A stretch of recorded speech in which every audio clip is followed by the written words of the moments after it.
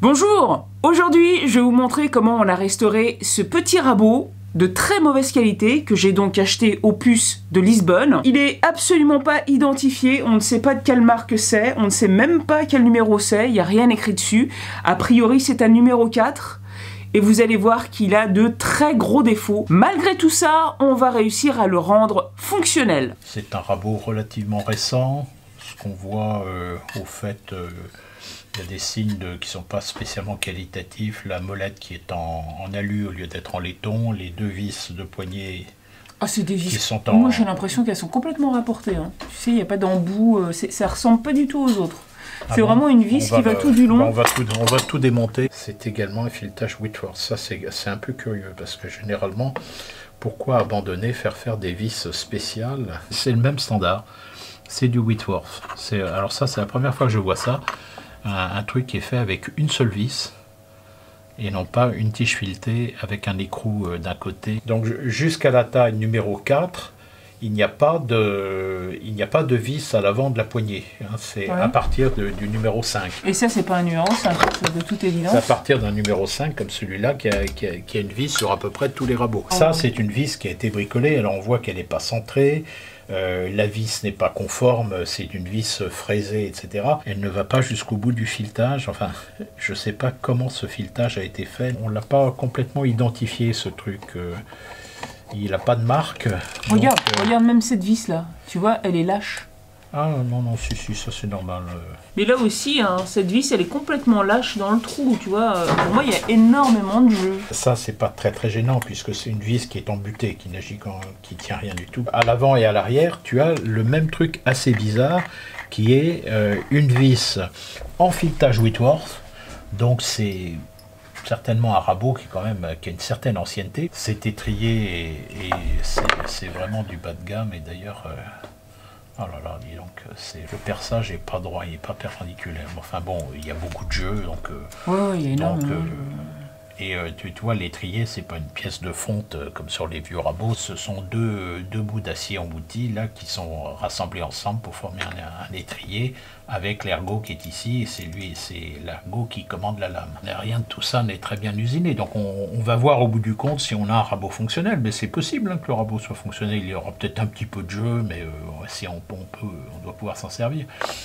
Là, on a en revanche quelque chose qui est assez qualitatif, c'est que là, c'est pas de l'acier embouti, c'est de l'acier, c'est assemblé en 3 pièces, comme sur les rabots anciens, une petite rondelle, un rivet et une languette avec un assemblage par tenon martelé. C'est pas comme sur celui-là, par exemple, où on a un truc d'acier embouti, en fait, ou soit avec le truc rabattu sur les deux côtés, ou etc. Donc ça, c'est pas du tout qualitatif. Donc c'est un rabot mix assez curieux. Donc je ne connais pas la marque, mais qui doit être relativement ancien. Et il n'y a pas écrit la marque dessus. Et la marque, non, il n'a pas de marque. Hein, il y a écrit numéro 4, il y a écrit Made in England, non, il n'y a rien du tout. Il y a écrit numéro 4, où ça? Il y a écrit numéro. Ici, il y a beaucoup de jeux, donc on va tout de suite c'est toi qui vas le faire, hein, le coup des 3 marteaux. Hop. Voilà, il est dur maintenant, c'est parfait. Effectivement, ça touche. Il est un tout petit peu écarté ici. Donc, pour moi, c'est négligeable. Et donc, là, sans ça, si vous estimez que c'est pas négligeable, vous le mettez dans la presse et vous le donnez un petit coup. Mais comment t'es sûr que ça resserre là où il faut? Parce que... Bah, je suis pas sûr. Hein, j'y vais doucement, puis je vérifie, je recommence, etc. Mais là, pour moi, on n'aura pas mieux et c'est suffisant. Hein, Pourquoi ça peut être gênant en fait que les côtés soient... C'est gênant quand on rabote sur le côté et qu'on veut... En fait, tu t'es fait plein de cales pour... Voilà, et puis j'écris dessus, cale à rectifier les joues de rabot en fonte, parce que sans ça, je les perds. La semelle, il restera à la polir. Je l'ai déjà polie, hein, la semelle. Sauf que, tu vois, elle est très déformée au milieu. Mais pour moi, en fait, je me suis arrêtée là parce que, en fait, tout le tour est plan. Pour moi, c'est bon. Pour moi, c'est bon, mais évidemment, c'est pas beau d'avoir de ces rayures. Là, c'est un rabot qui a été massacré. Je sais pas sur quoi il a été utilisé pour raboter du ciment. Là, il était rayé partout. Hein. Oui. En arrière de la bouche, il n'y a pas de creux.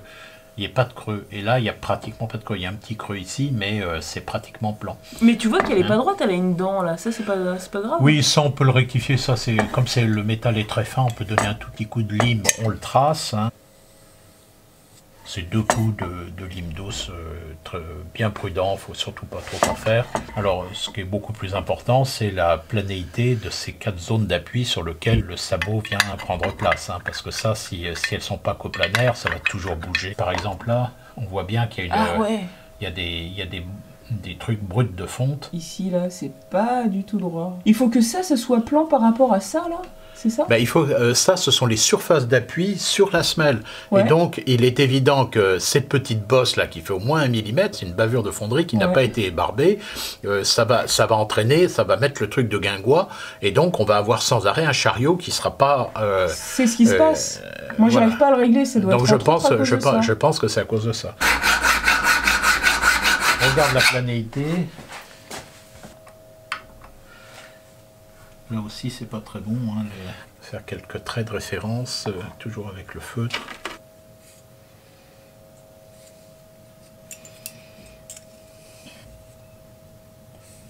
Ouais, il faut raboter aussi le bout là, parce que c'est pas... Oui, pas trop. C'est plus facile d'en enlever que d'en remettre. Hein.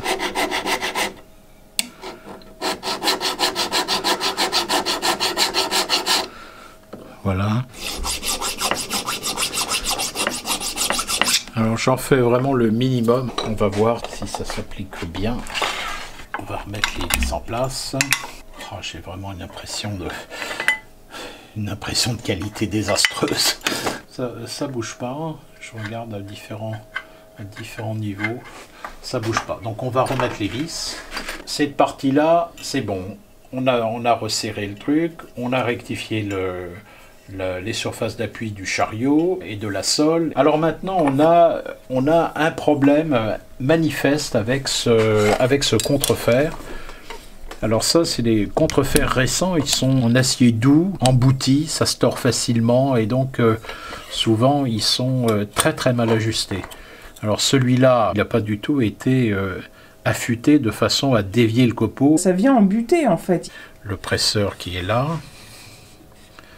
qui appuie ici, et ici on a, tôt ou tard, on va avoir des copeaux qui butent ici, et qui vont s'insinuer en dessous, et dès qu'il y a le moindre copeau qui s'insinue en dessous, c'est l'amorce d'un bourrage, et au bout d'un moment, ça bloque la lumière, hein, les copeaux ne s'enroulent plus. Il va falloir l'affûter, affûter cette zone-là, enlever la zone arrondie qui est ici, de façon que le contact du contrefer avec le fer se fasse uniquement par la pointe, et avec un angle faible, de façon que le copeau soit cassé, enroulé. Il y a aussi un problème, la courbure de l'arrondi n'est pas très bonne. Alors j'ai tracé des traits parallèles, je vois d'après la lumière, la courbure est un petit peu en diagonale. Là on a dessiné l'intérieur du contrefer. On l'a dessiné de ce côté-là contre ce côté-là. Et on voit que la courbure est irrégulière, que cette courbure-là, de ce côté-là, est beaucoup plus longue, puisqu'on a le sommet de la courbure ici et là, la base de la courbure ici et là. On va le rectifier. Je souque à mort 2-3 tonnes de poussée. Ça va normalement rectifier la base. Oui, il est mieux parallèle. Maintenant, je vais faire pareil sur la convexité, donc en me servant de mes traits.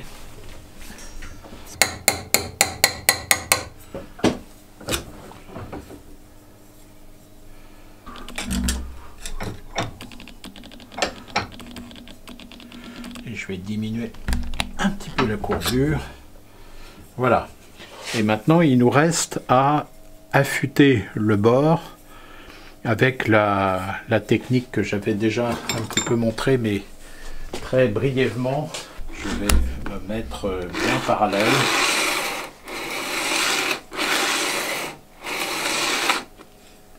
Voilà, j'ai commencé à enlever. Je vais peut-être faire une marque de feutre. On voit bien ce qui se passe.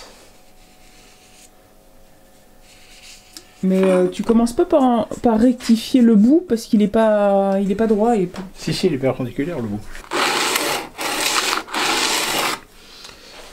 Voilà, vous voyez, c'est du métal tendre, ça va assez vite. voyez la progression. J'y suis pas encore, hein, parce qu'il y a encore beaucoup d'épaisseur. Ouais, enfin, c'est clair. Mais enfin, ça progresse. Donc, voilà le biseau. Maintenant, je ponce l'extra d'eau. Voilà, je commence à avoir un truc qui est à peu près propre. On va vérifier qu'il n'y a absolument aucun jour entre les deux. Ça a l'air pas mal, ça a l'air pas mal. Je pense qu'il va falloir reprendre. Tu l'as affûté, là, la lame? Ouais. On va donner un peu de convexité, là. Hop. La lame m'a l'air pas mal. Il y a d'horribles marques de meuleuses industrielles, là, il y en a jusqu'ici, c'est pas vraiment joli, mais dans la région du tranchant, on a réussi à les faire disparaître, donc c'est satisfaisant. Mais il va falloir continuer à polir pendant des années avant d'arriver à faire tout disparaître. Hein. Oh, bah ça on le fera avec le temps. Hein, mais ça se fera avec le temps. À chaque affûtage suffit sa peine. L'important c'est que ça coupe.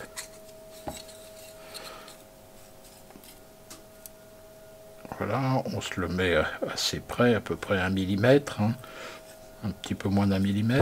Vous pouvez utiliser le cap iron, le presseur, pour serrer la vis. Normalement, ça devrait le faire. Alors, on voit que ce presseur, il est également brut de fonderie, et là, ça vaut le coup de lui donner un petit coup de lime, parce qu'il est vraiment très très moche. Hein. On va le tenir là dans la presse, et un petit coup de lime.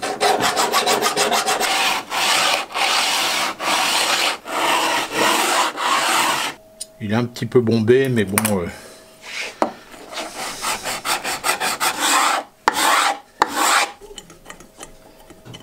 Oui, je m'étonnais qu'elle soit aussi... que les vis soient si propres. Là, ce sont les surfaces de contact qui sont... Est-ce que je vais arriver à les mettre parallèles? Oui. Mais peut-être pas. Sa position spontanée est entre là et là. Donc je le remets autant que possible à peu près droit. Je vais resserrer. Mais là, la lame, elle a trop dépassé. Hein. Là, la lame va trop dépasser. Donc je resserre juste un peu les vis. Je vais faire reculer le chariot. Voilà.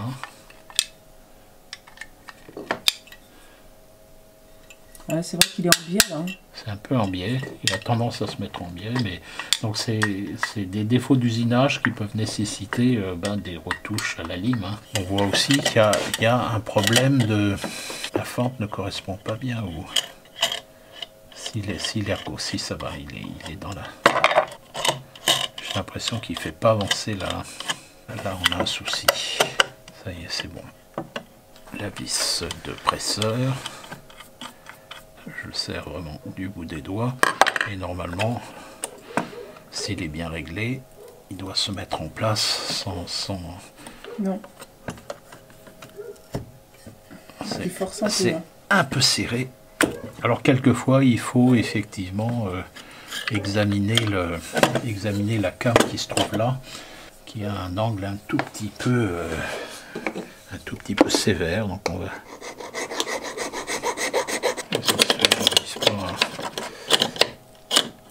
Ah pardon. Oui. Voilà. C'est un peu... Effectivement, tout est un peu... Voilà, donc là, ça sert pas du tout. Et c'est ça, hein. Moi, il fallait le mettre en place, et ensuite resserrer, et puis... voilà, et tu fais ça. Sinon, tu peux pas le mettre. Et il sert pas assez ou trop. Il est très difficile à régler. Hein. En dernière analyse, quand on a passé un après-midi à remettre un rabot en état, il y a des fois ça marche pas. Hein, le rabot ne marche pas. Donc je l'ai reculé là, je rattrape le jeu. Alors on voit qu'il y a quand même un jeu important, comme souvent sur les rabots un peu bas de gamme. C'est combien de tours? Un tour, 2 tours, 3 tours. 3 tours et quelques, 3 tours un quart. C'est énorme. C'est c'est beaucoup, mais bon, ça n'empêche pas le rabot de fonctionner. Ouais, t'as réussi à faire des copeaux avec, c'est déjà un exploit.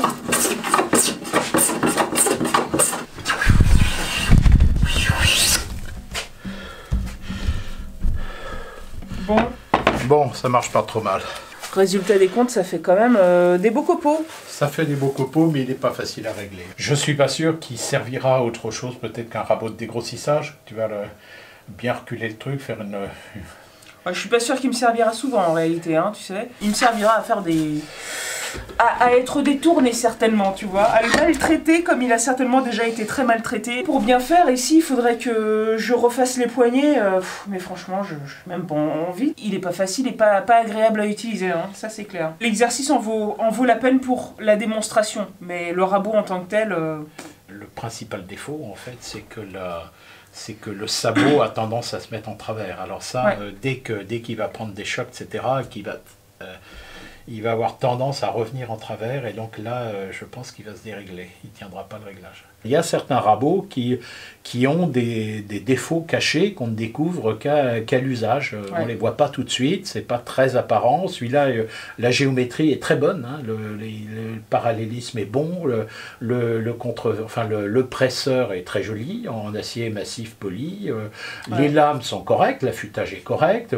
Le contrefer était tordu, mais bon, là, on l'a rectifié. C'est pas un truc très difficile à rectifier, mais la qualité générale du mécanisme a beaucoup de jeu. Comme tu le disais, un outil qui est maltraité, c'est déjà un mauvais signe. Il était maltraité parce qu'il ne marchait pas, en fait. Parce que les enfants battus sont des enfants bassages, c'est connu. Les femmes battues sont des femmes acariâtres. Ça, je peux pas le mettre, hein, tu comprendras. Hein. Comme d'habitude, si la vidéo vous a plu, likez-la, partagez-la, laissez-moi un commentaire et abonnez-vous si ce n'est pas déjà fait. À bientôt.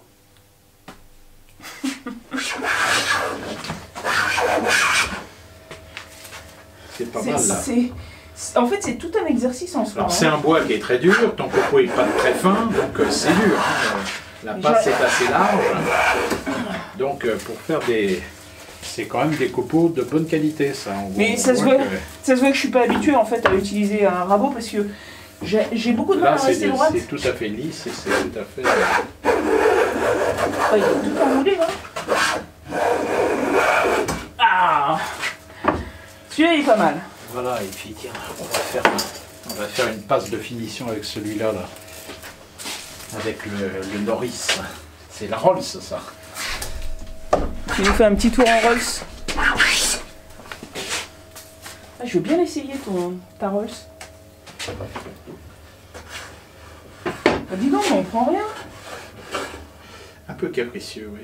Ouais. Ah bah voilà, faut lui sortir un peu les dents.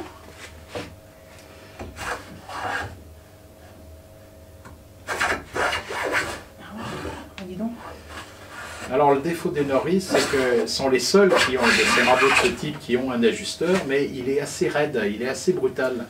Et donc il y a vraiment un coup de main pour le... Souvent... Ah dis donc, il est pas fastoche, hein. Il est beau mais il est chiant.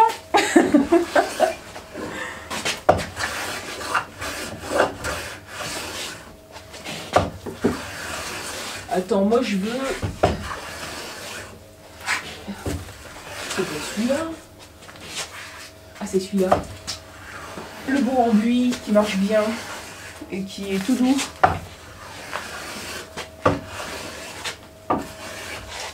Je vais essayer. Ah, celui-là, il est quand même vachement sympa. Hein. À côté du Norris, moi je le trouve carrément plus sympa. Ouais. Non, c'est intéressant parce que c'est un rabot qui est beaucoup moins prestigieux. Si tu regardes quand même, c'est du buis massif. Donc tu vois le morceau de buis qu'il a fallu trouver quand même. C'est pas rien, c'est du luxe ça.